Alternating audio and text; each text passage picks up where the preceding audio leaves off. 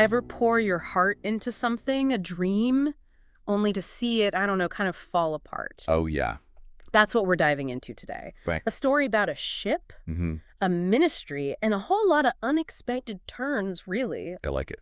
Yeah. And how a dream, like, literally sank. Wow. Ended up finding new life, but in this, like, really surprising way. What's so fascinating about YWAM's story is how it shows that tension, between following a vision, but also adapting when things, well, they don't exactly go as planned, right? It's something we can all relate to. Totally. So whether it's, a global ministry or even just our own, personal goals. Totally, yeah. Picture this. Okay. Lauren and Darlene Cunningham, YWAM's founders, they're like eagerly waiting for their ship to show up. Okay. The Maori. Maori, right. They saw this ship as this vessel, right, to share their message around the world. But as they're waiting, delays just keep like piling up. Oh, no. And it wasn't just the ship.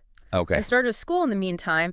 And even that, well, that wasn't going smoothly either. Right. You can just feel this like uncertainty creaking in. It makes you think about how crucial clear guidance is. Oh, yeah. Especially during those times, right? Yeah. Especially for an organization like YWAM. Mm-hmm. When setbacks happen and the path forward, it just seems murky. Right. You start to feel lost at sea. Oh, absolutely. Yeah, totally. Like, Exactly. Now imagine this. A ticking clock. Okay. An all-night prayer session. Wow. This, like, palpable sense of, I don't know, anticipation in the air. Yeah. Lauren and 3 other staff, Okay. they're looking for God's guidance. And they're using this specific method. Okay. Clearing their minds, silence and distractions. Got it. Just listening. Wow. And that's when things take like a really interesting turn. Specific words start coming to them. Okay. The same words repeated by different people. Kona, lighthouse, school, farm, Okay. even white ship in a bay. Wow. Now, Loren, he was used to, seeking divine guidance. Right. But even he was surprised by how specific these words were. It's like those puzzle pieces just appearing out of thin air. That repetition, almost like a divine echo, Yeah. It makes you think about, communal prayer, shared spiritual experiences. Yeah. We see this across so many traditions, right? Right. Seeking answers together, finding guidance in these unexpected ways. There's power in that. There really is, yeah. Yeah. It's almost as if those words were seeds being planted, Right. But here's where the story takes, I don't know, kind of a heartbreaking turn. Okay. Remember, they were praying about the ship ministry. Right. These words, well, they didn't exactly scream ship ministry, did they? No, they did not. And then the news comes from New Zealand. Okay. The Maori, their dream, Right. the vessel they'd poured their hearts into, sold for scrap. Oof. Talk about a punch to the gut. I know. Can you imagine making that call? Oh, I can't even imagine. Telling the donor that their grand vision, it's gone. Yeah. Just reduced to scrap metal. And it really speaks volumes about the donor because, he could have been angry. Right. But instead, he saw their humility, their willingness to just admit, hey, the plan, it failed. Right. And he encouraged them to move forward. Exactly. But moving forward isn't always easy, No, it's not. especially when you've hit a roadblock that big, right? It's true. Yeah. They packed up, Okay. headed back to their base in Switzerland. But this wave of disappointment followed them. Right. It's like that feeling you get when you're just bombarded with information, Right. lost in a sea of data. Yeah. And that's exactly how Loren described it. He Mhm. felt directionless. It's like that old saying, losing your axe head. Okay, I gotta admit, I'm not familiar with that one. Okay, so it comes from a story in the Bible about the prophet Elisha. Okay. One of his followers was chopping wood, and the axe head flew off, Oh, no. landed in the river. Oh, no. They were devastated. It was their only axe, right? Right. Elisha told them, mark the spot where it fell in. Okay. And get this, I'm going to make the iron float.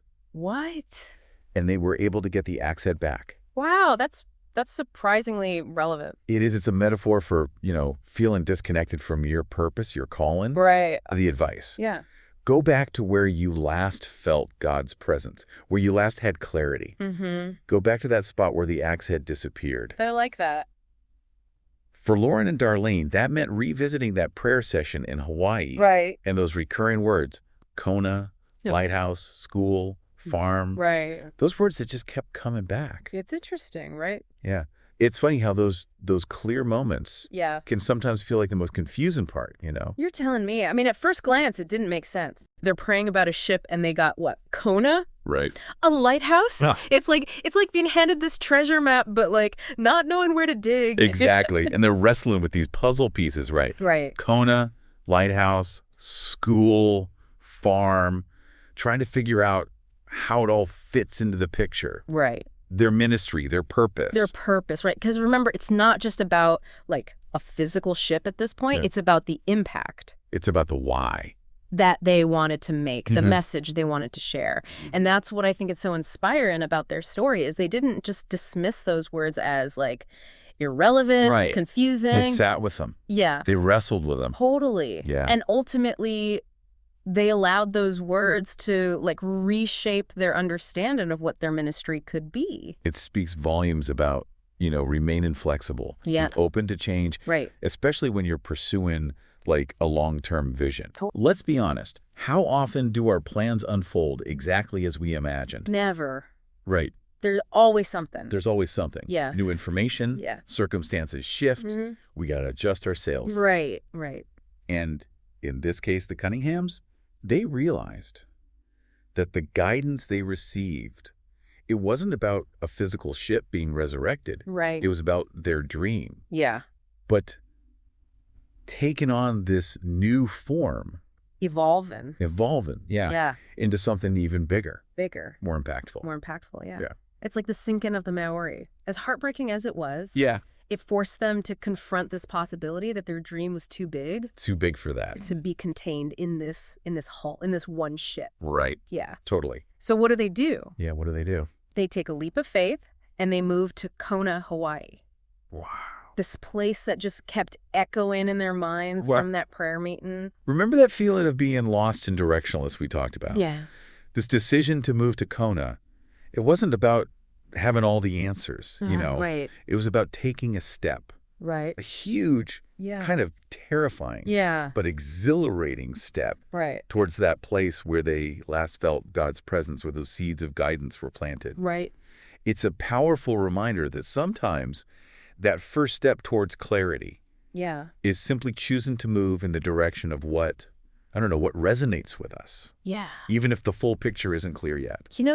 That really resonates with me because sometimes you just have to like trust your gut Oh, absolutely. and jump. Right, Yeah. absolutely. Yeah. That's what they did. And that's exactly what they did. Yeah. So they pack up their lives, they gather their kid. I mean, can you imagine the conversations around the dinner table? Oh, I can only imagine. Hey kids, guess what?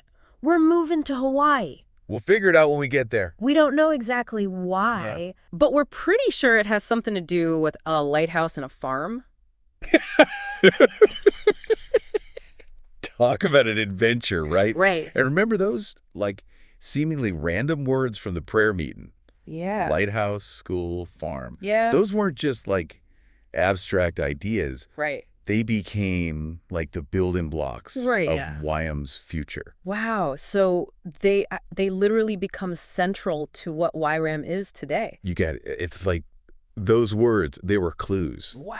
Pointing them towards a future that was way more expansive Yeah. than they could have ever imagined. It's like they're stepping onto this like whole new world Right. with this like incredible sense of purpose, Yeah. but also like a lot of unknowns. You know, Totally. they're following these words, lighthouse, school, farm, Right. trusting that they hold the key to something big, Yeah. but they couldn't have known what was ahead. And that's what makes it so relatable. Right. It reminds us that even when we feel like we've received guidance, Yeah. even when we're following what we believe is our path, Mm-hmm. there's going to be challenges, Right. uncertainties. Yeah, of course. We're not going to have all the answers up front. It's about trusting the process, right? Exactly. Even when it gets messy. Even when it gets messy. Yeah. Yeah, for sure. Okay, so they're in Kona. That, They've got these words echoing in their minds, like, what happens next? yeah, what happens next? Do those words literally become, like, a lighthouse, a school, and a farm? Well, get this. They do. What's it? Yeah. No way. Not, magically overnight or anything like that. Right. But as YWAM grows, evolves, Yeah. those very elements, they become central to their mission. Seriously. Yeah, remember that image of the White House? Yeah. That became, like, symbolic, right? Oh, wow. Of their mission. to train and send out missionaries around the world, Wow. guiding others towards hope and purpose, like a lighthouse. That's incredible. Yeah, and it doesn't stop there, right? Okay. The school Yeah. becomes a reality as they establish these training programs focused on discipleship, ministry, Right. and the farm. Yeah, the farm, right?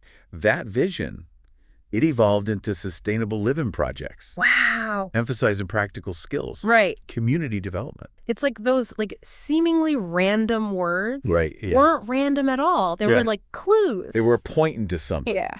to a future that was unfolding, Right. a future where WHAM would impact, I don't know how many, countless lives. Countless lives. Yeah, and it makes you think, right? Like, what about us? What about us? Exactly. What about those seeds that are planted in our own lives, Yeah. What words, what experiences have we maybe, dismissed? Right, pushed aside. Or forgotten about, right. Totally, yeah. What might happen if we, revisited those, allowed ourselves to be guided by them? What would happen? Even if it means adjusting our sails, charting a new course. It all starts with listening, right?